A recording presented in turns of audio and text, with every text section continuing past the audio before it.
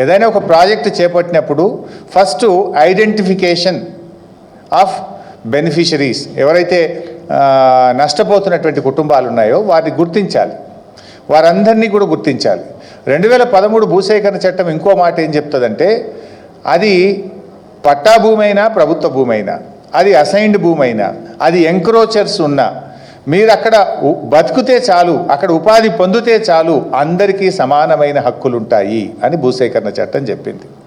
అది ఎంక్రోచర్ అయినా, అసైనీ అయినా, లేదు ప్రభుత్వ భూమిలో ఉన్న, పట్టా భూమిలో ఉన్న అందరికీ సమానమైన చట్టాలు ఉంటాయనేది ఈ చట్టం చెప్తుంది.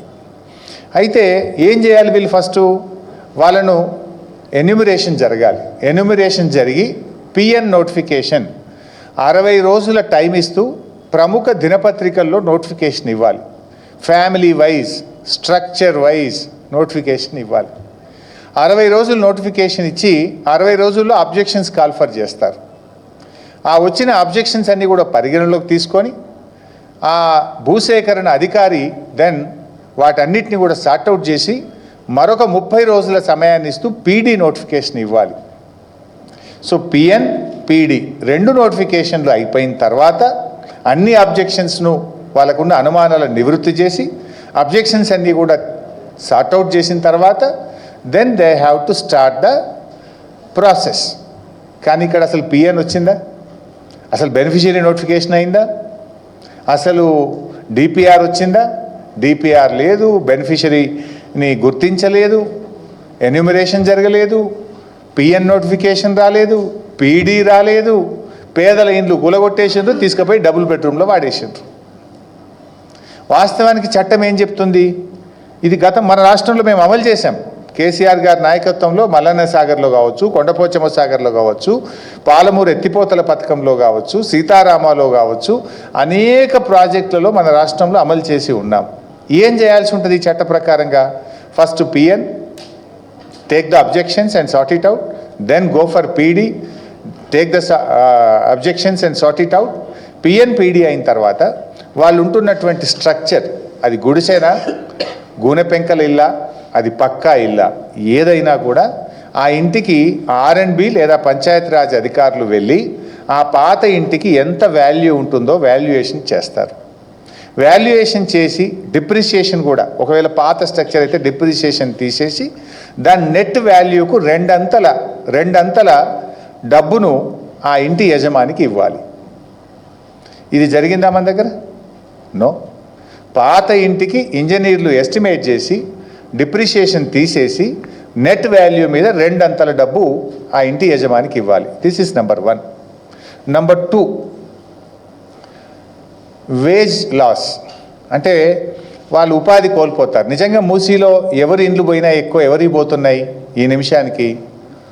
వాళ్ళు ఇనుప సామాన్ అమ్ముకునేటోళ్ళు, రోళ్ళు తయారు చేసేటోళ్ళు, లేకపోతే ఏమంటాము గొడ్డళ్ళు, కత్తులు, వాటిని పదను పట్టేటువంటి వాళ్ళు, లేకపోతే అక్కడ ఉండే ఇళ్లల్లో పనిచేసుకునేటువంటి వాళ్ళు, పాత సీసాలు ఏరుకునే వాళ్ళు, పాత బట్టలు అమ్ముకునేటువంటి వాళ్ళు, ఇలా చాలా అత్యంత పేదలైనటువంటి వాళ్ళు, ఆటోలు నడుపుకునేటువంటి వాళ్ళు, రిక్షా పుల్లర్సు, హమాలీసు, హోటళ్లలో పనిచేసేటువంటి వాళ్ళు, ఇట్లాంటి వాళ్ళు అతి కడు పేదలు ఆ ప్రాంతంలో నివసిస్తున్నారు. మరి ఆ పేదలకు పాత ఇంటికి నువ్వు డబ్బులు ఇవ్వలేదు, నెంబర్ 1. Number 2, wage loss. మన 2014 భూసేకరణ చట్టం ఏం చెప్తుందంటే, ఆ ఇంటిలో పెళ్ళైనటువంటి వాళ్ళు ఎందరుంటే అంతమందిని కుటుంబాలుగా గుర్తించాలి. పెళ్ళి అయినటువంటి వాళ్ళు ఆ ఇంట్లో ఎందరుంటే అందరినీ కుటుంబాలుగా గుర్తించాలి. ఒక్కొక్క కుటుంబానికి 7,50,000 రూపాయల వేజ్ లాస్ 1 టైం సెటిల్మెంట్ కింద ఇవ్వాలి. నెంబర్ 2. నెంబర్ 3, ఆ ఇంట్లో పెళ్ళి కానటువంటి 18 సంవత్సరాలు నిండినటువంటి అమ్మాయి కానీ అబ్బాయి కానీ ఉంటే వారికి ఒక్కొక్కరికి 5 లక్షల రూపాయలు ఇవ్వాలి. నంబర్ 4, ఇంట్లో పెళ్ళయి ఉన్నటువంటి వారందరికీ ప్రతి ఒక్కరికి 250 గజాల స్థలము మరియు డబుల్ బెడ్రూమ్ ఇల్లు ఇవ్వవలను.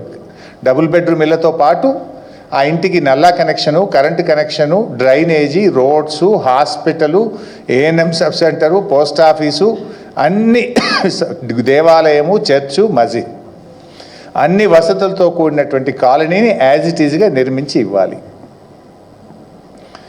పెళ్ళి కాని 18 సంవత్సరాలు నిండిన వాళ్ళకు 5 లక్షలు అన్నాం కదా, దాంతోపాటు వారికి కూడా 250 గజాల స్థలాన్ని కూడా ఇవ్వాలి. These are the points in 2014 act. ఇందులో ఒక్కటన్నా అమలైందా వైసాబ్?